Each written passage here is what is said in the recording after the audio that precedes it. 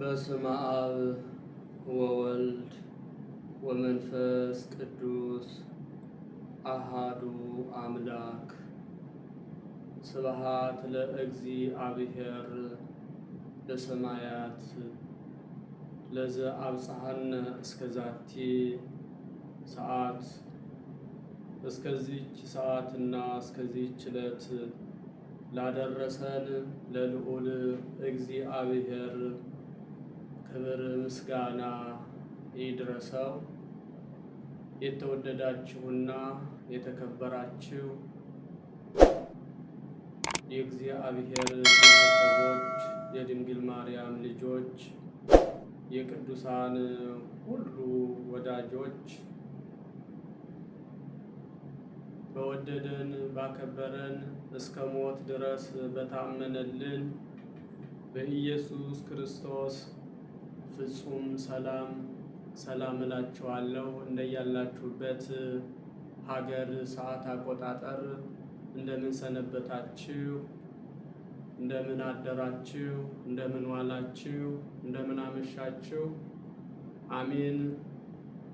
ሳይገባን እንዲገባን አድርጎ በቸርነቱና በምሕረቱ ጠብቆ ሲከፋን ስንጨነቅ እያጽናና ያረጋጋ፣ ስንራብ ስንጠማ እየመገበ፣ ስንታመም እየፈወሰ፣ መንገድ ሲጠፋን መንገዱን እያሳየ፣ በአባታዊ ፍቅሩ ጠርቶ ከያለንበት ቀስቅሶ በዚህ ስሙ በሚጠራበት ሕጉ ትእዛዙ በሚነገርበት መልካም ስራው ተአምሩ ሁሉ በሚገለጥበት ድህነተ ሥጋ ድህነተ ነፍስ በሚገኝበት መስመር ከሩቅም ከቅርብም የሰበሰበን አምላካችን እግዚአብሔር ስሙ በድጋሚ የተመሰገነ ይሁን። አምላክን በድንግልና ጸንሳ በድንግልና የወለደችልን እመ አምላክ ወላዲት አምላክ ድንግል ማርያም ለስም አጠራሯ ክብር ምስጋና ይድረሳት። ቅዱሳን መላእክት፣ ነቢያት፣ ሐዋርያት፣ ጻድቃን፣ ሰማዕታት፣ ደናግል፣ መነኮሳት እንደየክብራቸውና እንደየማዕረጋቸው ክብር ምስጋና ይድረሳቸው። በቅድሚያ እንኳን በዛሬው ዕለት ታስበውና ተከብረው ለሚውሉ ቅዱሳን ወርሃዊና ዓመታዊ ክብረ በዓል አደረሳችሁ አደረሰን። የቅዱሳን ረድኤት በረከታቸው በሁላችን ላይ ይደርብን። ምልጃ ጸሎታቸው ይጠብቀን። ቃል ኪዳናቸው አይለየን። አሁን በዚህ መስመር የመጣሁት እንደ እግዚአብሔር መልካም ፈቃድ የእግዚአብሔርን ቃል ለመነጋገር፣ ለመማማር፣ ሕጉን ትእዛዙን እንድንጠብቅ፣ በቤቱ እንድንጸና፣ ለነፍሳችን ድህነት ለስጋችን ፈውስ እንድናገኝ፣ ያዘኑትን ለማጽናናት፣ መንገድ የእውነት መንገድ የጠፋባቸውን የእውነትን መንገድን ለማሳየት ስለሆነ እግዚአብሔር ቢወድና ቢፈቅድልን ከመጽሐፍ ቅዱስ ወይም ደግሞ ከዕለቱ በዛሬው ዕለት ከተነበበው ወንጌል መነሻ በማድረግ እግዚአብሔርን አጋዥ አድርገን እንማማራለን። ዛሬ እንደሚታወቀው አስተምህሮ ይባላል። በቤተ ክርስቲያናችን ስርዓትና ሕግ መሰረት አስተምህሮ ይባላል። አስተምህሮ ገብቷል። ትላንት እመቤታችን አምላክ ድንግል ማርያም ቤተ መቅደሷ ታንጾ የተከበረበት ልጇ ወዳጇ ያከበረበት ዕለት ነበረ። እንግዲህ አስተምህሮ ገብቷል ማለት ነውና ዛሬ አስተምህሮ ስለሆነ በአስተምህሮ ደግሞ በዛሬው ዕለት የታዘዘው ወንጌል በማቴዎስ ወንጌል ምዕራፍ 22 ከቁጥር 1 ጀምሮ ያለ ነው። እሱም ደግሞ በምሳሌ ያስተማረው ትምህርት ነው። መድኃኔ ዓለም ክርስቶስ ለሰው ልጆች በሚገባቸው ምሳሌ ያስተማረው ትምህርት ነው። ይሄ ምሳሌያዊ ትምህርት ይባላል። ያለ ምሳሌ ማስተምሯል። ቀጥታ ቃል በቃል ያስተማራቸውም አሉ። የሰው ልጆችን ሲፈጥራቸው በምሳሌ ነው የፈጠራቸው። በኦሪት ዘፍጥረት ምዕራፍ 1 ከቁጥር 26 ላይ እግዚአብሔርም አለ ይላል። እግዚአብሔርም አለ ሰውን በመልካችን እንደ ምሳሌያችን እንፍጠር። እግዚአብሔርም አለ ሰውን በመልካችን እንደ ምሳሌያችን እንፍጠር፣ የባህር አሳዎች፣ የምድር እንስሳት፣ የሰማይ አዕዋፋት፣ በምድር ላይ የሚንቀሳቀሱትን ሁሉ ይግዛ ብለው የሰውን ልጅ በመልካችን እንደ ምሳሌያችን እንፍጠር አለ እግዚአብሔር አለ። አንድነቱን ሶስትነቱን ሲናገር የሰውን ልጅ ሲፈጥረው በእግዚአብሔር መልክ ነው። ምሳሌ እንደ ምሳሌ ማለት ምንድን ነው? እግዚአብሔር ሰማይና ምድርን የፈጠረ የፍጥረታት ባለቤት ዓለምን አሳልፎ የሚኖር ቅድመ ዓለም የነበረ በባህሪው ምስጉን፣ በባህሪው አምላክ፣ በባህሪው ጌታ፣ በባህሪው እውነት፣ በባህሪው ቸርነት የሆነ ፍጹም ለአምላክነቱ፣ ለጌትነቱ፣ ለእግዚአብሔርነቱ የሚወዳደረው የሚስተካከለው የሌለ የሰውን ልጅ ግን በጸጋ አክብሮ አድቆ በምሳሌው አድርጎ ፈጠረ። የእግዚአብሔር ሥራ ዓለምን ፈጥሮ በፍቅር መግዛት ነው። እግዚአብሔር በባህሪው ፈራጅ ነው። እግዚአብሔር በባህሪው ቸርነትና ምሕረት ያለው የይቅርታ አምላክ ነው። ፍቅር ነው። እግዚአብሔር ፍቅር ነው። እግዚአብሔር ፈራጅ ነው። እግዚአብሔር መሐሪ ነው እና እግዚአብሔር ገዥ ነው። እግዚአብሔር ሰማይና ምድርን ፈጥሮ በፍቅር ይገዛል።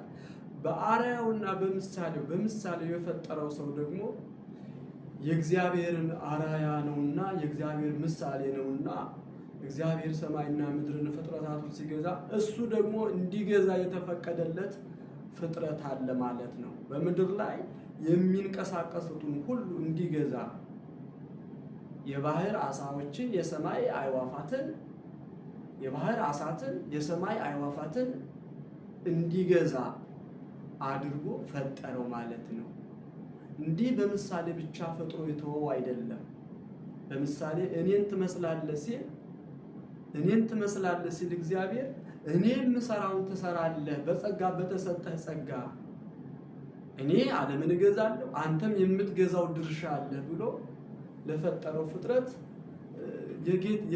የአለቃነትን የአምላክነት የትንሽ እግዚአብሔርነትን ከሱ በታች በተሰጠው እንዲገዛ፣ እንዲያስተዳድር፣ እንዲመራ አድርጎ ነው የሰው ልጅ የፈጠረው ማለት ነው። እንስሳትን በምድር ላይ የሚንቀሳቀሱትን ሁሉ እንዲያስተዳድርና እንዲመራቸው አድርጎ ፈጠረው ማለት ነው። እንደዛም በምድር ላይ ያሉትን ፍጥረታት እንዲገዛ ለምን አደረገ ሲባል በምሳሌው እግዚአብሔር በመልካችን እንደ ምሳሌያችን እንፍጠር ብሏል። በምሳሌው ስለፈጠረው በምሳሌ ፈጥሮ እንዲሁ አልተወውም። ስልጣን ሰጥቶታል። እግዚአብሔር ለፍጥረታት ወይም ለሰው ልጅ የሰጠው ስልጣን ግን የአምላክነት ሳይሆን የጸጋ ነው። ከእግዚአብሔር ጸጋ ማለት ስጦታ ስለሆነ ከእግዚአብሔር የተሰጠው ከእግዚአብሔር የታደለው ከእግዚአብሔር የመጣለት ሀብት ስለሆነ ይህ የጸጋ አምላክነት፣ የጸጋ ጌትነት፣ የጸጋ እግዚአብሔርነት ማለት ነው። የጸጋ እግዚአብሔርነት ማለት ነው እና በመልካችን እንፍጠር፣ በምሳሌያችን እንፍጠር ማለቱ እንዲያው በስም ብቻ አይደለም። ሰው ልጅ ወልዶ እኔን ትመስላለህ ሲል ሀብቱ ንብረቱን ያወርሰዋል፣ ስልጣኑንም ያወርሰዋል። ግን የሚያልፍ የሚጠፋ ነው። እግዚአብሔር የሚሰጠው ስልጣን ግን እግዚአብሔር የሚሰጠው ኃላፊነት ግን ዘላለማዊ የሆነ ኃላፊነት ነው እና አዳምን በምሳሌው ሲፈጥረው እንዲያስተዳድር መሪ እንዲሆን አድርጎ ነው የፈጠረው እና በምሳሌ የሚለውን ማለት ነው። እግዚአብሔር የሰው ልጆችን ሁሉ ለማዳን አዳም ባጠፋው ጥፋት በበደለው በደል ምክንያት ለሰው ልጆች ቃል ገብቶ ከማዳኑ በፊት በነቢያት ያናገረው በነቢያት እንደ ከሰማይ ሰማያት እንደሚወርድ ከድንግል ማርያም እንደሚወለድ ስጋ እንደሚለብስ ስጋ ለብሶ ዓለሙን እንደሚያድን በነቢያት አናግሮ ነበር። በነቢያት ሳናግር ደግሞ ስጋ መልበስ ብቻ አይደለም እግዚአብሔር ከሰማይ ሰማያት ወርዶ ከድንግል ማርያም ተወልዶ ማዳን ብቻ ሲባል በቃ ከሰማያት ወረደ ከድንግል ማርያም ተወለደ ዓለሙን አዳነ ማለት አይደለም። ይህም ብቻ አይደለም። ከሰማይ ሰማያት ወረደ ከድንግል ማርያም ተወልደ በልጅነቱ ተሰደደ፣ በበረት ተወለደ፣ በብርድ ተወልዶም ደግሞ በሕፃን በእናቱ እቅፍ እያለ ተሰደደ። ይህም አልበቃውም። ተሰዶ እንደገና ደግሞ ልጅ እሱ በ30 ዓመቱ ተጠመቀ። ተጠምቆ ጾመ፣ ጸለየ፣ መከራ ተቀበለ፣ ወንጌልን አስተማረ። ወንጌልን ሲያስተምር ደግሞ የሰው ልጆች በሚገባቸው ላይገባቸው ይችላል፣ ላይረዳቸው ይችላል። የሚረዳቸውን ቶሎ የሚገባቸውን በቀጥታ ይነግራቸዋል። ምስጢሩ ለተገለጠላቸው አይምሯቸው ለተገለጠላቸው አይምሮ ጠባይ ላላደፈባቸው ለነሱ በቀጥታ ይነግራቸዋል። ለማይገባቸው ደግሞ ከበድ ለሚላቸው ደግሞ በምሳሌ አድርጎ በሚሆን ምሳሌ አድርጎ በምሳሌ አስተምሯል። ነገሩንም በምሳሌ ነው የጀመረው። በምሳሌ ሲያስተምር በምሳሌ ነው። በምሳሌ ካስተማራቸው ትምህርቱ በማቴዎስ ወንጌል ምዕራፍ 13 ከቁጥር 14 ላይ ስለ ብዙ ነገሮች ምሳሌ አስተምሯል። ስለ ምሳሌ ዘር፣ ስለ እርሻ፣ ስለ ሊጥ፣ ስለ ንግድ፣ ስለ ወርቅ፣ ስለ ብር በሰፊው አስተምሯል። ስለ በተራራ መስሎ አስተምሯል። በዛፍ መስሎ አስተምሯል። በወይን መስሎ አስተምሯል። ይህ ሁሉ መስሎ አስተምሯል። ያለ ምሳሌ ደግሞ ያስተማራቸው ደግሞ አሉ። በብሉይ ኪዳን ታላቁን ነቢይ ሊቀ ነቢያት ሙሴ ሕዝበ እስራኤልን ሲመራቸው ሲያስተዳድራቸው ለነበረው ሙሴ ቃል በቃል ይናገረው ነበር። በኦሪት ዘኍልቍ ምዕራፍ 12 ከቁጥር 8 ላይ ራሱ ተናግሯል። እኔ ብቻ ቃል በቃል እናገረዋለሁ፣ እርሱም እግዚአብሔርን ያያል። ይህም በምሳሌ አይደለም። ስለምን ባሪያዬ ሙሴን ትናገሩ ዘንድ አልፈራችሁም ይላል። ሕዝበ እስራኤልን ሲጠይቃቸው ስለምን በሙሴ ባንጎራጎሩ ጊዜ በሙሴ ላይ ባመፁ ጊዜ ሙሴን ክፉ ነገር በተናገሩት ጊዜ ሙሴን ቃል በቃል ነው ያናገርኩት በምሳሌ አይደለም፣ እኔን አይቷል ይላል። ሙሴ ያየው በቁጥቋጦ ውስጥ ሙሴ እያለ ይናገረው ነበር። ቃል በቃል ይናገረው ነበር። 500 ቃላትን ሲናገረው 40 መዓልት 40 ሌሊት ከጾመ በኋላ በደብረ ሲና ሲናገረው ጽላተ ሙሴን ሲሰጠው ያን ጊዜ ቃል በቃል ነበር የሚያናግረው የነበረ እንጂ በምሳሌ አልነበረም። ሌላ ሰው ሌላ ገበሬ መስሎ፣ ሌላ ነጋዴ መስሎ፣ ሌላ ንጉሥ መስሎ፣ ሌላ ወታደር መስሎ አልተናገረውም።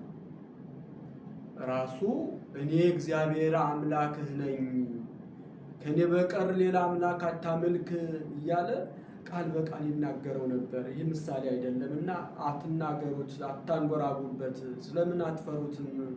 እኔ ቀጥታ ያናገርኩት ወዳጄ ነው እያለ ይከራከርለት ነበር። ለሙሴ ማለት ነው። እግዚአብሔር ይናገርለት ነበር። ለምን አትፈሩትም እያለ ማለት ነው። እና አምላካችን እግዚአብሔር በምሳሌ ያስተማራቸው ደግሞ ብዙዎች ናቸው።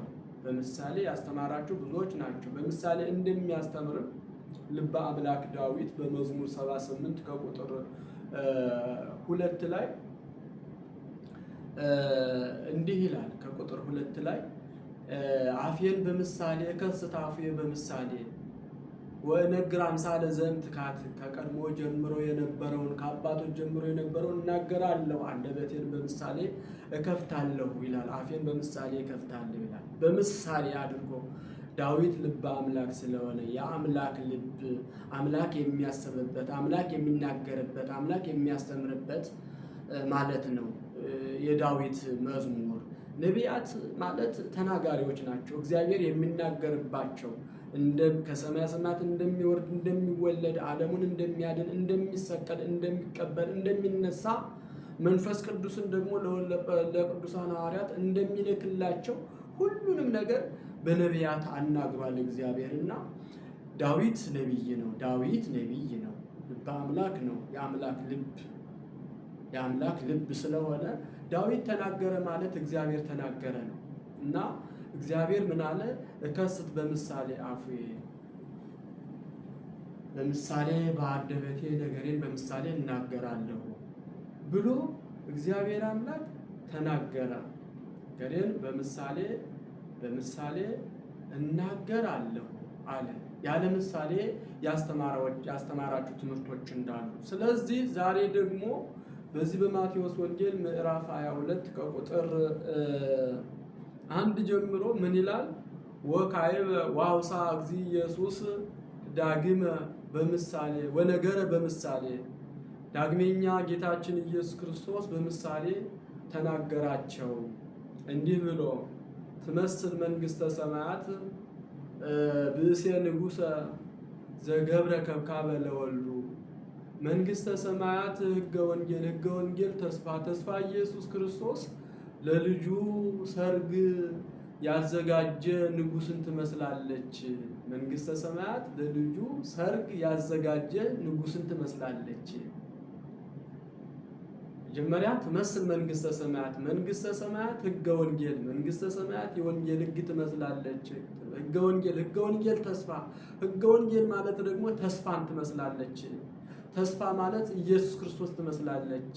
ትመስል መንግሥተ ሰማያት ሕገ ወንጌል፣ መንግሥተ ሰማያት ሕገ ወንጌል። መንግሥተ ሰማያት ማለት ሕገ ወንጌል ናት፣ የወንጌል ሕግ ናት። የወንጌል ሕግን የጠበቀ የወንጌልን ሕግን የኖረ በወንጌል የኖረ ወንጌልን የፈጸመ ወንጌልን ያስተማረ ወንጌልን የኖራት መንግሥተ ሰማያትን ያውቃታል። መንግሥተ ሰማያት ይገባል። መንግሥተ ሰማያት ሕገ ወንጌል ተስፋ፣ ሕገ ወንጌልን የጠበቀ ሕገ ወንጌልን ጠብቆ ሕገ ወንጌልን የሰራ በወንጌል ሕግ የኖረ ደግሞ ተስፋ አለው። በምድር ላይ ቢከፋውም ቢሰደድም ቢራብም ቢጠማም ቢታሰርም ቢታመምም ቢቸገርም ስለ ጽድቅ ብሎ ተስፋ አለው። ምክንያቱም ሕገ ወንጌል ተስፋ ትመስላለች። የወንጌል ሕግ ተስፋ ናት ማለት ነው። ተስፋ ማለት ደግሞ ኢየሱስ ክርስቶስ ነው። ተስፋ ያለው በኢየሱስ ክርስቶስ ይኖራል ማለት ነው። ሐሳቡ ልቡ ከኢየሱስ ክርስቶስ ጋር ነው ማለት ነው። ወንጌል ኢየሱስ ክርስቶስ ነው ራሱ። ወንጌል ኢየሱስ ክርስቶስ ነው። ወንጌልን ኑሮ አስተምሮ የፈጸመ ወልደ እግዚአብሔር እንደነገሰ የምታብራራ ኢየሱስ ክርስቶስ የኖራት ሕይወት ናት ወንጌል ማለት ነው። መንግሥተ ሰማያት የምታደርስ መንግሥተ ሰማያት የምታገባ ማለት ነው መንግሥተ ሰማያት። ስለዚህ መንግሥተ ሰማያት ምን ትመስላለች? ሕገ ወንጌልን ትመስላለች። የወንጌልን ሕግ ትመስላለች። የወንጌል ሕግ ደግሞ ተስፋን ትመስላለች። ተስፋ ደግሞ ኢየሱስ ክርስቶስን ትመስላለች። መንግሥተ ሰማያት ለልጁ መንግሥተ ሰማያት ሕገ ወንጌል ተስፋ ኢየሱስ ክርስቶስ። መንግሥተ ሰማያት ተስፋ ኢየሱስ ክርስቶስ ለልጁ ሰርግ ያዘጋጀ ንጉሥን ትመስል ብእሴ ንጉሠ፣ ሰርግ ያዘጋጀ ንጉሥን ትመስላለች። አሁን እዚህ ላይ ያስተማረው አንድ ንጉሥ ወይም አንድ ባለጸጋ ንጉሥ ለልጁ ሰርግ እንዳደረገ ለልጁ ሰርግ እንዳዘጋጀ፣ ሰርግ ሲያዘጋጅ ደግሞ ለሰርጉ የሚያስፈልገውን ግብአት ሁሉ ሰብስቦ በሰርጉ ላይ መሆን ያለበትን ነገር አከናውኖ በሰርጉ ላይ መገኘት ያለባቸውን ሰዎች አስቀድሞ በሐሳብ ነግሮ ነገሌ መምጣት አለባቸው ብሎ አስቦ መጠራት ያለባቸውን ከቤተሰቦቹ ጋር ሆኖ ይመክራል። ያ ባለሰርግ ባለጉዳይ ልጁን የሚድር ለልጁ ሰርግ የሚያዘጋጅ ባለጸጋ ንጉሥ ምን ያደርጋል? ከቤተሰቦቹ ጋር ይሆንና እነማን ይጠሩ፣ ከሰርጉ እነማን ይገኙ እነማን ልጥራ ይላል። እነገሌ መቅረት የለባቸው ተብሎ ይታሰባሉ። በጽሁፍም ሊቀመጡ ይችላሉ። እና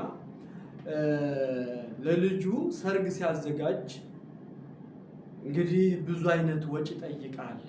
ድግስ ነው ሰርግ።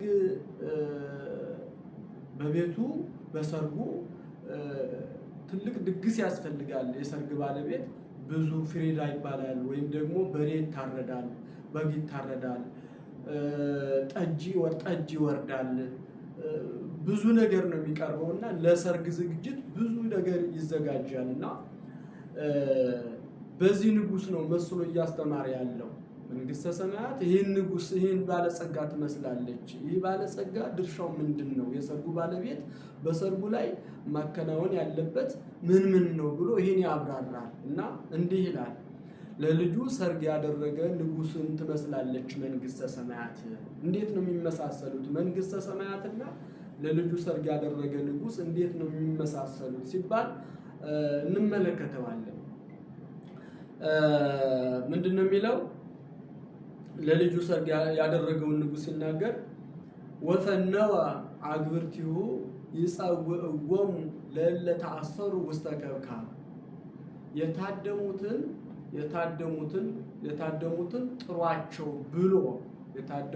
ጥሯቸው ብሎ ሎሌዎችን ወይም ባለሟሎችን አገልጋዮችን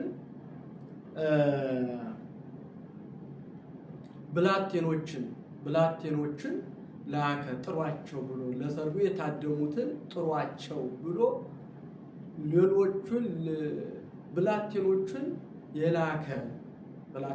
የላከ ንጉሥን ትመስላለች። ወአበዩ መጺአ።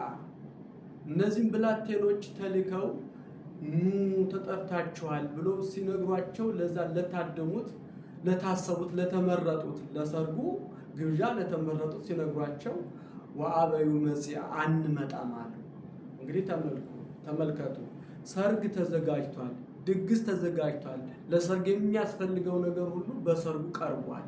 ዝግጁ ሆኗል። ንጉሱ የሰርጉ ባለቤት ዝግጁ ሆኗል እና ጥሯቸው ብሎ አክብሮ ብላቴኖቹን ወይም አገልጋዮቹን ላከ። እነሱ ግን አንመጣም አሉ። ይሄ አንድ ባለጸጋ አንድ ባለሰርግ ባለጉዳይ አክብሮ ጠርቶ አንመጣም ማለት ማመጽ ነው። ያውም ኑ ብሎ አክብሮ የሚጠራው እኮ ንጉሥ ነው። የሀገሪቱ ገዥ፣ የሀገሪቱ መሪ፣ ታዋቂ ባለጸጋ ባለሀብት ንጉሥ ነው። ንጉሥ አክብሮ ሲጠራ አክብሮ መርጦ አስቀድሞ ነግሮ ሲጠራ አንመጣም ማለት በንጉሱ ላይ በዛ በሰርገኛው ንጉሥ ላይ ምን ማለት ነው? ማመጽ ነው። አንመጣም ሲሉትም ዝም አላለም። ይህ ንጉሱ እውነተኛ ሰው ስለነበረ አንመጣም ሲሉት ዝም አላለም። አይ አንመጣም ካላችሁማ ቅሩ እንደፈለጋችሁ ነው አላለም። ወፈነወ ወይም ወዳግመ ፈነወ ካልአነ። ሁለተኛም ዳግመኛ ሌሎችን ብላቴኖች ላከ። ሌሎች ብላቴኖችን ላከ። አንመጣም ሲሉት አሁንም በትዕግስት እንደገና ደግሞ ላከ። እንዲህ ብሎ ላከ። ናሁ አስተዳለውኩ ምሳየ። እነሆ ሰርግ አዘጋጅቻለሁ። ሰርጉ ተዘጋጅቷል፣ ድግሱ ተዘጋጅቷል። ወጠባይኩ መጋዘቴ ወአስዋሬ።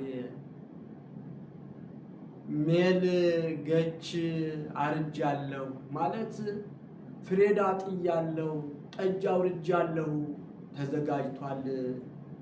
ወኩሉ ድልው ሁሉ ተዘጋጅቷል ይላቸዋል። ወኩሉ ድልው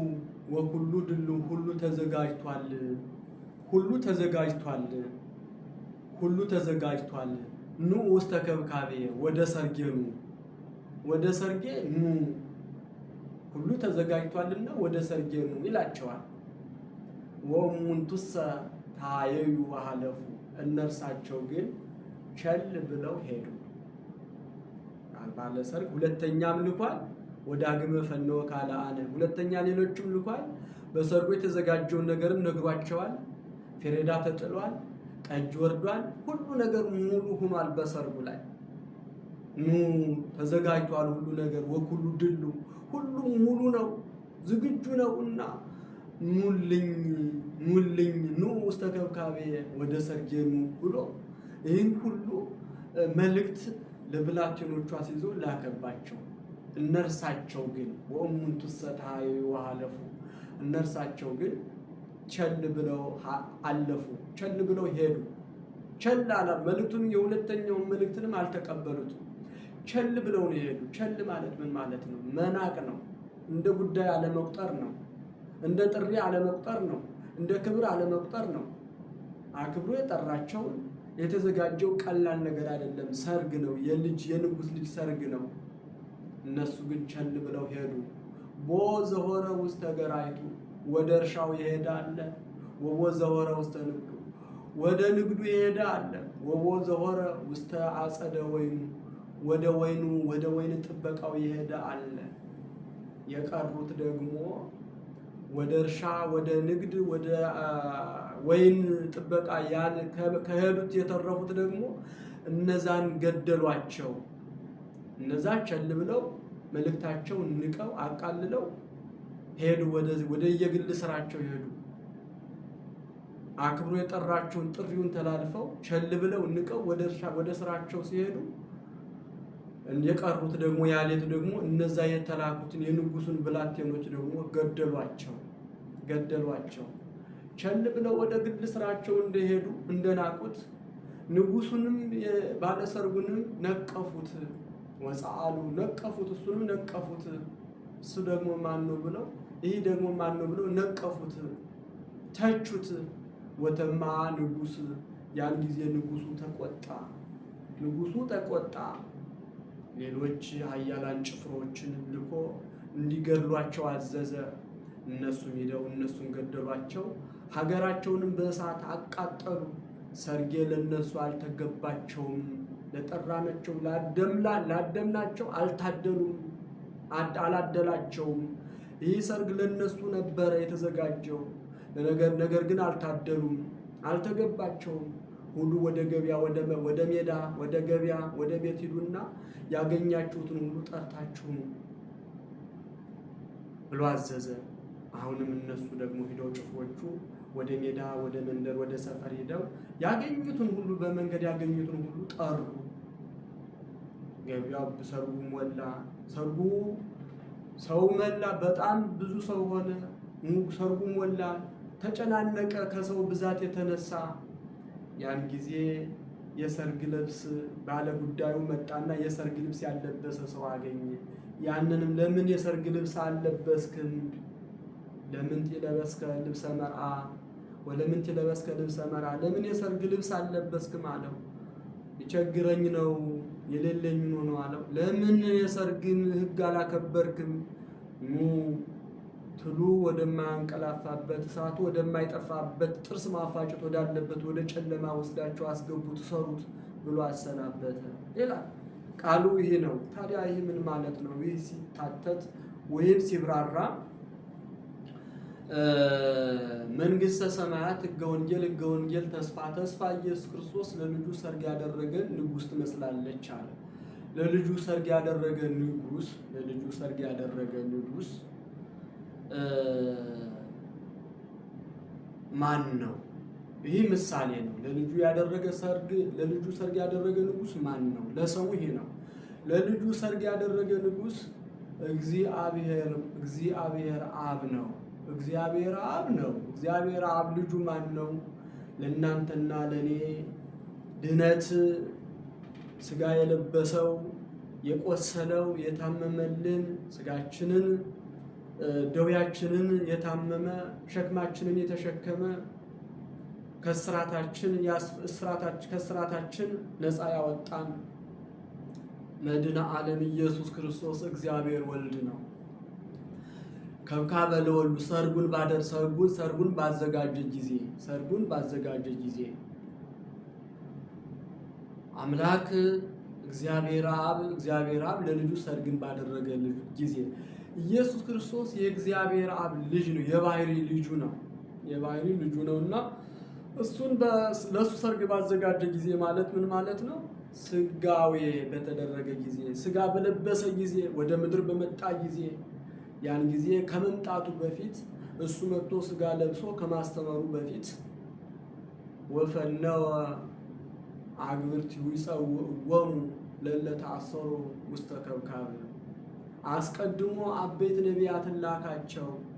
እወርዳለሁ፣ እወለዳለሁ፣ ስጋ ለብሳለሁ፣ ስጋ ለብሼ ደግሞ በመልዕልተ መስቀል ተሰቅዬ ከመሰቀሌ በፊት ወንጌልን አስተምሬ በመልዕልተ መስቀል እሰቀላለሁ፣ ተሰቅዬ ዓለሙን አድናለሁ፣ የዓለም መድኃኒት ነኝ ብሎ የዓለም መድኃኒት እንደሆነ በነቢያት አስቀድሞ ነቢያትን ልኳቸዋል። ብላቴኖቹ ነቢያት ተልከዋል፣ አበይት ነቢያት ተልከዋል። አበይት ነቢያት ሲላኩ እግዚአብሔር ከሰማየ ሰማያት ይወርዳል ከድንግል ማርያም ይወለዳል እያሉ ሲያስተምሩ ነቢያትን ይዘው ገደሏቸው፣ አረዷቸው፣ ገደል ጣሏቸው፣ በእሳት ጠበሷቸው፣ በባህር አሰጠሟቸው፣ በመጋዝ ተረተሯቸው፣ ብዙ አይነት ስቃይ ያደረሱባቸው።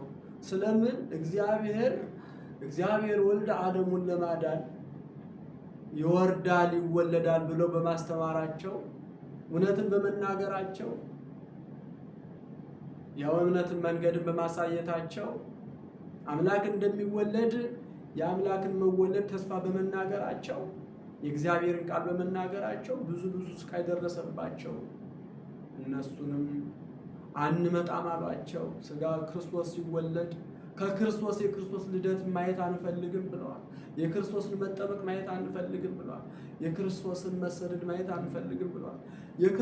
ክርስቶስ የሚያደርገውን ስራ ሁሉ ለማየት ዝግጁ አይደለንም ብለዋል እነሱ። ሁለተኛም ደቂቅ ነቢያትን ላካቸው። አንመጣም ሲሉ ደቂቅ ነቢያትን ላካቸው። እነሱንም እንደዚህው ቸል አሏቸው። ትምህርታቸውንም ትምህርት አላሉትም፣ ጉዳይ አላሉትም፣ ቃላቸውንም አልሰሙም። ይልቅ ይህን ከእርሻችሁ ወደ እርሻ አትሂዱ የሚል ደግሞ ምንድን ነው እያሉ ሩቅ ብእሲ ወልደ ዮሴፍ እያሉ ዘበቱበት። ጭራሽ ንጉሱ እግዚአብሔር አብን ዘበቱበት፣ ኢየሱስ ክርስቶስን ዘበቱበት። ይህ ሩቅ ብእሲ ወልደ ዮሴፍ እያሉ ነቀፉት። እነሱንም ገደሏቸው፣ ደቂቅ ነቢያትንም ገደሏቸው። ልክ እንደ አባቶቻቸው እንደ አበይት ነቢያት ብዙ መከራ አደረሱባቸው። የቀሩትም እንደዛ አድርገው ገደሏቸው። ያን ጊዜ ግን እግዚአብሔር አብ ለልጁ ሰርግ ባደረገ ጊዜ ዓይናቸው ያልተገለጠ እውነትን ለመረዳት ያልፈለጉ ከጨለማ ወጥተው ወደ ብርሃን መምጣት ያልፈለጉ ጥሪውን አቃልለው እግዚአብሔርን ነቅፈው ልጁን ነቅፈው ይልቅስ ዓለምን ሊያድን የመጣውን አንተ ሩቅ ብእሲ ነህ ብለው አሳድደው እንዲሰደድ አድርገው እዛ ደግሞ ወንጌልን ሲያስተምር ድውይን በመፈወሱ ሙታንን በማስነሳቱ ለምጻምን በማንጻቱ መልካም ስራ በመስራቱ እነሱ ግን አልተቀበሉትም። ይልቅስ ቸል ብለው ወደ ግል ስራቸው ሄዱ። አንቀበልም፣ እርሻችሁን ተው የምትል ወንጌል አንፈልግም፣ የሚያስወዝነን አንፈልግም፣ ከእርሻችሁ ከስራችሁ ቅሩ የሚለን አንፈልግም ብለው ቸል ብለው ሄዱ። እሱ ግን የሁሉ ባለቤት ሲሆን በጨለማ ውስጥ ያለውን ለማዳን በጨለማ ውስጥ ያለውን ብርሃንን ለመስጠት ለማደል የመጣውን አንቀበልም ብለው ቸል አሉ። እግዚአብሔር ወልድ የሰውን ልጅ ለማዳን ራሱ ሰው ሆኖ ፍጹም ሰው ሆኖ የሰው ልጆች በሚገባቸውና በሚረዳቸው እያስተማረ ራሱን ዝቅ አድርጎ እኔ አምላክ ነኝ ተገዙልኝ ሳይል እሱ የሰው ልጆች ማድረግ ያለባቸውን መኖር ያለባቸውን ሲያስተምራቸው እነሱ ግን አልተረዱትም ነበረ። እነሱ ግን አላወቁትም ነበረ። እግዚአብሔር ሲያስተምራቸው ቢያንስ እንኳን ስራውን አይተው ማመን ሲገባቸው ቸላሉ። በዚህ ምክንያት እግዚአብሔር አብ ለልጁ ሰርግን ያደረገ ባለጸጋ ለልጁ ይህ ሰርግ የተደረገው እግዚአብሔር አብ ለልጁ ነቢያትን ገደሏቸው፣ ሐዋርያትን ገደሏቸው፣ ሊቃውንትን ገደሏቸው፣ ሰባ አርድእትን ገደሏቸው፣ ሁሉንም ገደሏቸው። በሰርጉ እነሱ ግን ተጠርተው ነበረ። እነዚህ ነቢያትን የገደሉ ሐዋርያትን ያሰደዱ ጻድቃንን ያሳደዱ ሰዎች ለነሱ ሰርጉ ተዘጋጅቶ ነበረ። ሰርጉ የተዘጋጀው ትንቢት የተነገረላቸው ሱባኤ የተቆጠረ ተስፋ መስቀል የተነገረላቸው ነበሩ። ነገር ግን ለነሱ አልተገባቸውም። ሰርጉ የተዘጋጀው ትንቢት ለተነገረላቸው ነበረ። ነገር ግን እነሱ ግን አልመጡም። ወደ ተዘጋጀላቸው ሰርግ አልመጡም። ያን ጊዜ እነሱ በቀሩ ጊዜ ግን ምናላቸው ባለሰርጉ በሜዳ በመንገድ በሰፈር ያሉትን ሁሉ ጥሯቸው፣ ያመነ ያላመነ ሁሉንም ጥሯቸው፣ ለነዛ አልተገባቸውምና ጥሯቸው ብሎ አዘዘ። ያን ጊዜ በድህነት ጊዜ በቀራንዮ ጊዜ እነዚህ ሰዎች አምላክን ሰቀልን፣ አምላክን ገደልን፣ ንጹሐ ባሕሪ የሆነውን ሥጋ የለበሰውን የሰው ልጅ ለማዳን የመጣ ነው ብለው ሳይጸጸቱ ከቀኙ ጎኑ ተሰቅሎ የነበረው ሽፍታ የነበረው ወንበዴ የነበረው ግን ያን ጊዜ በመንገድ ላይ የተጠራ ለእርሱ ግን ቃል ኪዳን ሰጠው። የገነት በር መክፈቻ ቁልፍ ሰጠው። አስቀድመ ከአዳም ተቀድመ ትገባለህ አለው። 11ኛው ሰዓት ድህነትን አደረገለት። ድንገተኛ ነው። አስቀድሞ ከሰርጉ አልተጠራም ነበረ። ድንገት ነው። እነዛ የተጠሩ ሲቀሩ እሱ ተጠራ። ለሰርጉ የተጠሩት ከሰርጉ አልደረሱም። ከሰርጉ ያልተጠሩት ግን ድንገት ተጠርተው ወደ ሰርጉ ገብተዋል። የሰርጉ ድግስ ማን ነው? የአምላካችን የመድኃኒታችን የኢየሱስ ክርስቶስ ሥጋና ደም ነው። ክርስቶስ ሥጋና ደሙ በቤተ ክርስቲያን አዘጋጅቷል። ናሁ ምሳሐ አስተዳሎኩ፣ እነሆ ሰርጌ ተዘጋጅቷል። ወጠባይኩ መጋዘቴ ወአስዋሬ፣ ገች ሜል ገች አርጃለሁ። ሁሉም ዝግጁ፣ ሁሉም ሙሉ ነው። ሁሉም ተዘጋጅቷል። ኑ ውስተ ከብካቤ፣ ወደ ሰርጌ ኑ ብሎ እግዚአብሔር የሰው ልጆችን ይጠራል። መድኃኔ ዓለም ክርስቶስ ሥጋ ለብሶ ኑ ወደ ሰርጌ ኑ፣ ኑ ውስተ ከብካቤ፣ ወደ ሰርጌ ኑ። በሰርጌ ሁሉም ተዘጋጅቷል። የፈለጋችሁትን ታገኛላችሁ። ታገኛላችሁ። ድህነተ ሥጋ ድህነተ ነፍስ ይገኛል። ሥጋዬ ደሜ ይናኛል፣ ይሰጣል፣ ያለ ዋጋ ይሰጣል። ኑ ተዘጋጅቶላችኋል እያለ እሱ ይጣራቸው ነበር፣ ይጠራቸው ነበር። እና ወገኖቼ አንመጣም እንዳንል እናንተና እኔ ታድመናል ለሰርጉ። እድምተኞች ነን። የቤተ ክርስቲያን እድምተኞች ነን። የኢየሱስ ክርስቶስ እድምተኞች ነን። የጥምቀት እድምተኞች ነን። አምላካችን መድኃኒታችን ኢየሱስ ክርስቶስ ሰርግ ያዘጋጀው የድህነት ሰርግ ያዘጋጀው እናንተና እኔን ለመጋበዝ ነው። እናንተና እኔን ለመጋበዝ አምላክ እግዚአብሔር አብ አንድያ ልጁን ወደዚች ምድር ላከ። አዘጋጅቶ ደግሞ በሚገባን በሚረዳን ምሳሌ ልጁ አስተማረን። ሰርጉን አዘጋጅቷል። ከሰርጉ መገኘት ያለብን እኛ ነን። ከሰርጉ ደግሞ የሚጠሩንን ደግሞ ጠሪዎችን ልኮልናል፣ ሐዋርያትን ልኮልናል። በሐዋርያት እግር የተተኩትን ደግሞ ሊቃውንትን ልኮልናል። ወገኖች ዛሬ በዓለም ዙሪያ አብያተ ክርስቲያናት ብዙ መልካም አባቶች አሉ፣ ያስተምራሉ። ዛሬም ነገም ወንጌልን ያስተምራሉ። ለሰርጉ የታደሙትን ኑ እያሉ ይጠራሉ። ጥሯቸው ብሎ ራሱ መድኃኔ ዓለም ክርስቶስ ስለተናገረ አንመጣም የምትሉ ደግሞ ምዕመናን አላችሁ። ወደ ቤተ ክርስቲያን ኑ ስትባሉ የማትመጡ፣ ወደ ሰርጉ ቅረቡ ስትባሉ የማትቀርቡ፣ ሥጋው ደሙ ተዘጋጅቷል ተቀበሉ፣ በነፃ ይፈተታል፣ በነፃ ይናኛል ስትባሉ መቀበል የማትፈልጉ ብዙዎች አላችሁ። ታድማችሁ የተጠራችሁትን ጥሪ የምታቃልሉ፣ ቸል የምትሉ፣ ድህነተ ነፍስ የሚገኝበትን ምግብ የማትፈልጉ፣ መስመር የማትፈልጉ፣ እውነትን መስማት የማትፈልጉ፣ እንደገናም ደግሞ እውነትን የምትናገሩ መስላችሁ እውነትን የምትኖሩ መስላችሁ ያልኖራችሁ፣ ተጠርታችሁ ያልተገኛችሁ፣ ተመርጣችሁ ያልተገኛችሁ፣ በሰርጉ ቤት የሌላችሁ አላችሁ ወገኖች። ክርስቶስ ግን ኑ ናሁ አስተዳለውኩ ምሳየ፣ እነሆ ሰርግ ተዘጋጅቷል ብሏል። ኑ ውስተ ከብካቤ፣ የፈለጋችሁት ይገኛል። ቢቸግራችሁ እረዳችኋለሁ፣ ቢደክማችሁ አበረታችኋለሁ፣ ቢጨልማችሁ አበራላችኋለሁ፣ ብትታመሙ እፈውሳችኋለሁ፣ ብትጨነቁ አረጋጋችኋለሁ እያለ መድኃኔ ዓለም ክርስቶስ ትላንትም ዛሬም ነገም ይጠራናል። በወንጌል ይጠራናል። እሱ አስቀድሞ ሥጋ ሳይለብስ ወገኖች ሕዝበ እስራኤልን ያረጋጋቸው ነበረ። በነቢያት መራይከነ፣ በወንጌል መራይከነ ወበነቢያት ናዘዝከነ፣ በወንጌል መራህን በነቢያት አረጋጋህን እንዳለ ሁሉ ቅድምም የሚያረጋጋ የሚያጽናና እሱ ነው። ከአዲስ ኪዳን ከሰርጉ እንዲደርሱ ያደረገ እሱ ነው። ታዲያ እኛ ከሰርጉ ታድመን የሰርግ ድምተኞች ሆነን እያለን ለምንድን ነው ወደ ሰርጉ የማንመጣው?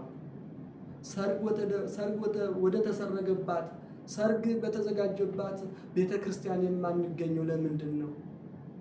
ለምንድን ነው ከእውነት ይልቅ ሐሰትን የወደድነው? ለምንድን ነው ከጽድቅ ይልቅ ኃጢአትን የወደድነው? ለምንድን ነው ከድህነት ይልቅ ሞትን የመረጥነው? ለምንድን ነው ከብርሃን ይልቅ ጨለማን የመረጥነው? ለምንድን ነው በሚያልፈው ሕይወት የማያልፈውን መንግስት እንድንወርስ የማንፈልገው?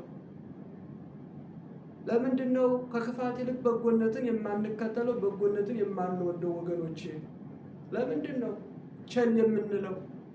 ወሙንቱሰ ተሃየዩ ወሃለፉ፣ እነርሳቸው ግን ቸል ብለው ሄዱ።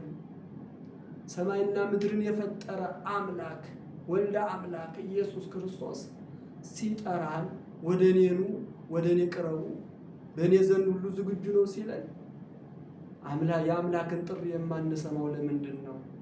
አባቶቻችን የሚጣሩት ጥሪ እኮ የአምላክ ጥሪ እኮ ነው። የወንጌል ጥሪ እኮ ኢየሱስ ክርስቶስ እኮ ነው። ወንጌል ኢየሱስ ክርስቶስ አይደለ? መንግሥተ ሰማያት ሕገ ወንጌል ተስፋ ኢየሱስ ክርስቶስ ብለን የለ ወገኖች? ይህ ቃል ዛሬም ትላንትም ከነገ ወዲያም የሚነገረው እኮ የእግዚአብሔር ቃል እኮ ነው። የመጽሐፍ ቅዱስ እኮ የእግዚአብሔር ቃል እኮ ነው። ሲጀመር መጽሐፍ ቅዱስ ነው። መጽሐፍ ቅዱስ ማለት ምን ማለት ነው? የተቀደሰ የተከበረ የአምላክ ቃል ነው። ሕያው የሆነ ቃል ያለበት የማይሰረዝ የማይደለዝ የማይታጠፍ ቃሌ ከሚያልፍ ሰማይና ምድር ቢያልፍ ይቀላል ብሎ ጌታችን ኢየሱስ ክርስቶስ የተናገረው ቃል እኮ ነው። አንዷ እንኳን አታልፍ፣ ሁሏም ትፈጸማለች። የሰርጉ ባለቤት ማን ነው? ልጁ ማን ነው? የቀረበውስ ምንድን ነው? ይህ ምሳሌ እናንተና እኔ እንዲገባንና እንዲረዳን ተረድተን ደግሞ እንድናደርገው የታዘዝነው ነው። በዛሬው ወንጌል የተነበበ ነው። በዛሬው ዕለት ማለት ነው። የማቴዎስ ወንጌል ምዕራፍ 22 ከቁጥር 1 ጀምሮ ያለው ማለት ነው። ሰፋ ያለ ምስጢር አለው። ሰፋ ያለ ሀተታ አለው። ሰፋ ያለ ትርጉም አለው። በአጭሩ ግን ስለ አንድ ባለጸጋ ለልጁ ሰርግ ስላደረገ ተናግሮ በዛ ሰርግ መገኘት ያለባቸው እነማን ናቸው? በዛ ሰርግ መቅረብ ያለበት ምንድን ነው? በሰርጉ የተዘጋጀው ምንድን ነው ብሎ ካተተ በኋላ እንደገና የሰርጉ ባለቤት የተባለ እግዚአብሔር አብ ነው። ወፈነው አግብርቲው ይጸውዖሙ ለለተአሰሩ ውስተ ከብካብ፣ ወደ ሰርጉ የታደሙት እነማን ናቸው? ትንቢት የተነገረላቸው ወደ ሰርጉ እንዲጠሩ፣ ወደ ሰርጉ እንዲቀርቡ፣ በሰርጉ ላይ እንዲገኙ ትንቢት የተነገረላቸው ተስፋ ሱባዔ የተቆጠረላቸው ነበሩ። እነሱ አልታደሉም። ጠሪ አክባሪ ነው አይደለ? ጠሪ አክባሪ ነው። ክርስቶስ ኢየሱስ ክርስቶስ እናንተና እኔን አክብሮ በሰርጉ እንድንገኝ የሰርጉ ምን አደረገን? እድምተኞች አደረገን። ነገር ግን ለነሱ አልተገባቸውም። ለሰርጉ ድምተኞች አላደላቸውም አለ። አላደላቸውም፣ አልታደሉም። ታድለን እያለን አለመታደል፣ ተመርጠን እያለን አለመመረጥ፣ ተጠርተን እያለን አለመስማት፣ ይህ ከባድ ነው ወገኖች፣ ከባድ ነው። ስለዚህ ምን ማድረግ አለብን? እውነት ነው፣ የጠራን አምላክ ነው፣ የሰርጉ ባለቤት አምላክ ነው። የሰርጉ ኃላፊ እግዚአብሔር ነው፣ ኢየሱስ ክርስቶስ ነው። ባለ ሰርጉ ኢየሱስ ክርስቶስ ነው። በሰርጉ ያለው ድግስ፣ በሰርጉ ያለው የተዘጋጀው ዝግጅት ራሱ ነው ያለ ዋጋ ገንዘብ ሳናወጣ ጉልበት ሳናወጣ እንደፈለግን የምንመገበው የሕይወት መድኃኒት የሚሆነን መንግስቱን ጽድቁን የሚያወርሰን ፈውስ የሚሰጠን ከክርስቶስ ሰርግ ስንገኝ ነው። ይህ ሰርግ የተዘጋጀው ቤት በኩል ነው፣ ከቤተ ክርስቲያን ነው ያለ ሰርጉ፣ ድግሱ ያለ፣ ወይኑ ያለ፣ ስጋው ደሙ ያለ፣ ድህነቱ ያለ፣ ጸበሉ ያለ፣ ፈውሱ ያለ ከቤተ ክርስቲያን ነው። ወኩሉ ድሉ፣ ሁሉ ዝግጁ ነው፣ ሁሉ ዝግጁ ነው። አንድ ባለጸጋ ያውም ንጉስ፣ ምንም የጎደለበት የሌለ ንጉስ እንደዛ ሲል እንደዛ ይላል ብሎ መስሎ ሲያስተምር ሰማይና ምድርን የፈጠረማ ለፈጠረ አምላክማ ምን ጉዳዩ ነው? የሰርግ ቤት ድግስ ምን ጉዳዩ ነው? እንዲያውም እሱ የሚመግበን እኮ የሚፈውስ፣ አይናችንን የሚያበራ፣ ልቡናችንን የሚያበራ፣ ጤና የሚሆን፣ ክብርን ደግሞ የሚያሰጥ፣ ሰማያዊ ክብርን የሚያሰጥ፣ መንግስተ ሰማያት የሚያስገባ እኮ ነው።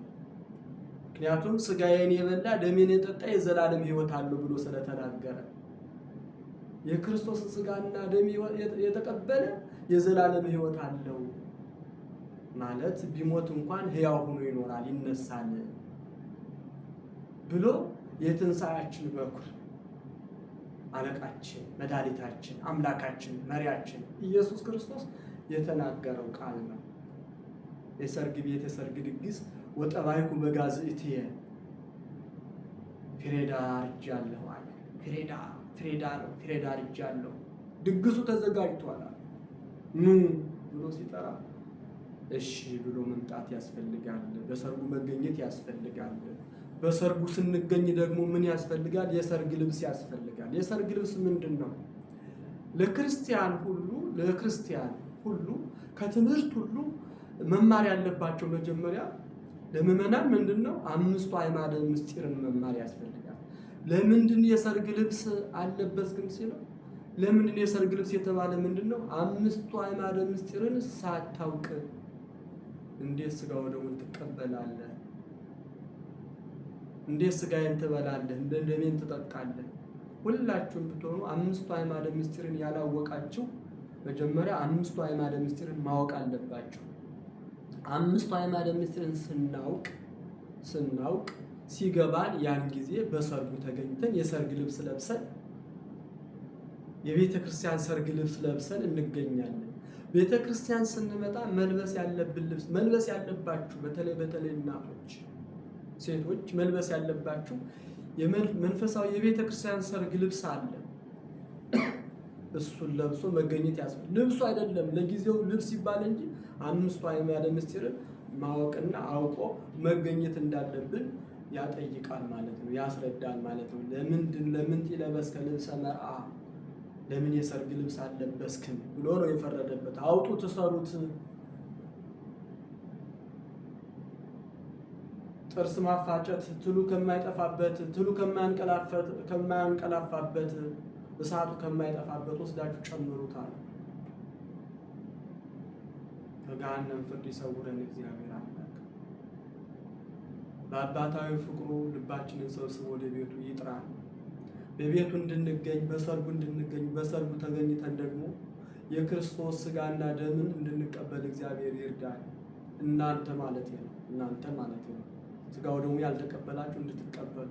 ሕይወት ያለው በስጋው ደሙ ነው። ድህነት ያለው በስጋው ደሙ ነው። ስለዚህ የክርስቶስ ስጋና ደም መቀበል ግዴታችን ነው። በክርስቲያናዊ ሕይወታችን በክርስትና ሕይወታችን በክርስትና መስመራችን ቤተ ክርስቲያናችን የምታስተምረን ይሄ ነው። በየሳምንቱ በየዕለቱ ሊቃውንተ ቤተ ክርስቲያን ሰፍረው ቆጥረው አመስጥረው በየዕለቱ የሚያስተምሩት የአስተምሮ ወንጌል ይህ ወንጌል የዛሬው ወንጌል ነው።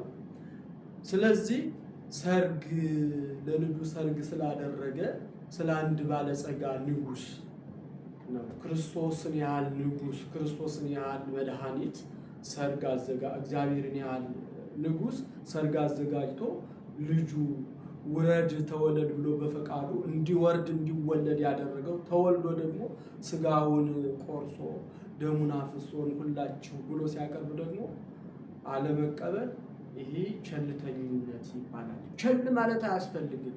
ቸል ማለት አያስፈልግም። ቸል ማለት ምን ማለት ነው? መናቅ ነው። ንጉሡ እግዚአብሔር ጠርቷል። እግዚአብሔር ሲጠራ ቸል ይባላል ወገኖቼ? ከሰርጉ ተገኙ ሲል ቸል ይባላል? ብዙ ሰዎች አላችሁ፣ እውነቴን ነው የምነግራችሁ፣ ቸል የምትሉ ምንም የማይመስላችሁ ስራ አለብኝ የምትሉ መጽሐፉ ላይ የተነገረው ወሙንቱሰ ታሃዩ ወሃለፉ፣ እነሱ ግን ቸል ብለው ሄዱ አለ።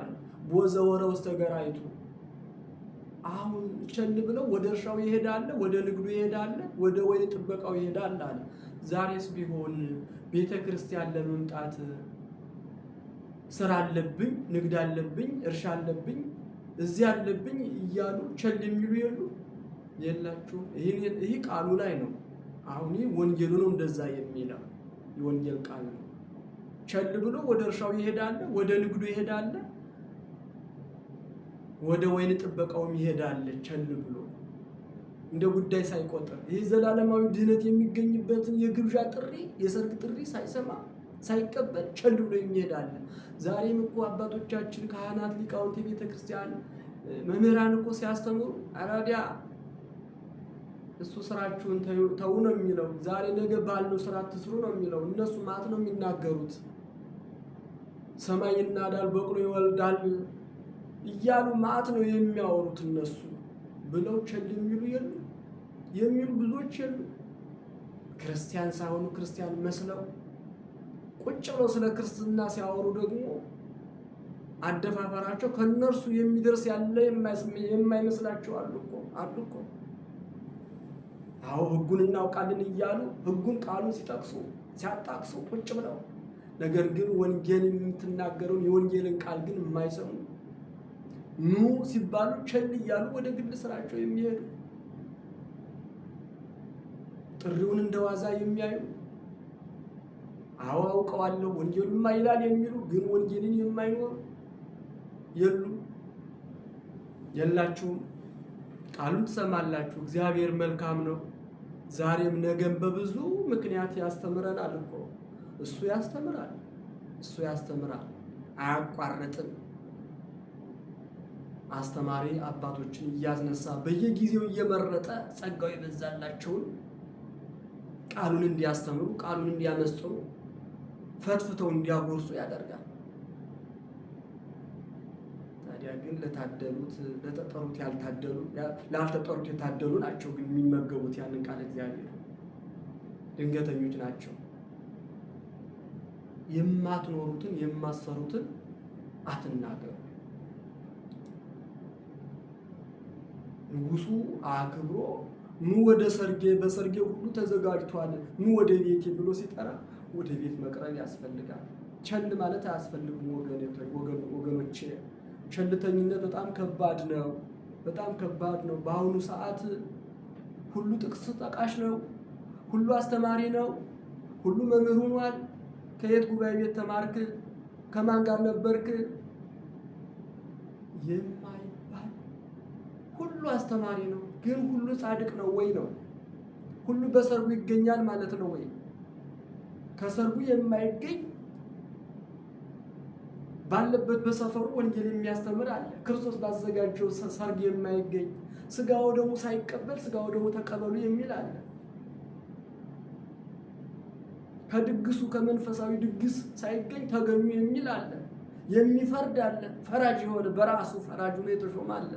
እና እንደዛ መሆን የለበትም ወገኖቼ። ወንጌሉ ባጭሩ ይህን ይመስላል ማለት ነው። አምላካችን እግዚአብሔር የተማርነውን በልቡናችን ሰሌዳ ይሳልልን፣ ይጻፍልን። በሰርጉ ቤት እንድንገኝ እግዚአብሔር አምላክ ይፍቀድልን። የጠፉትን ይፈልግልን፣ የራቁትን ያቀርብልን፣ የታመሙትን ይፈውስልን፣ የወደቁትን ያንሳልን፣ ሀገራችንን ሰላም ያደርግልን፣ ለዓለም ሁሉ የበቃ ምሕረቱን ቸርነቱን ይዘዝልን። እግዚአብሔር ከዕለተ ሰንበት ረድኤት በረከት ያሳትፈን። ጸሎታችንን ልመናችንን ተቀብሎ ዓለምን ሁሉ ሰላም ያደርግልን። ጦርነቱን፣ ረሃቡን፣ ችግሩን፣ ስደቱን ሁሉ ከምድረ ገጽ ያጥፋልን። ያስተማረን የመከረን የገሰጸን የአባቶቻችን አምላክ ልዑል እግዚአብሔር ስሙ ይክበር ይመስገን። ወስብሐት ለእግዚአብሔር ወለወላዲቱ ድንግል ወለመስቀሉ ክቡር። ይቆየን።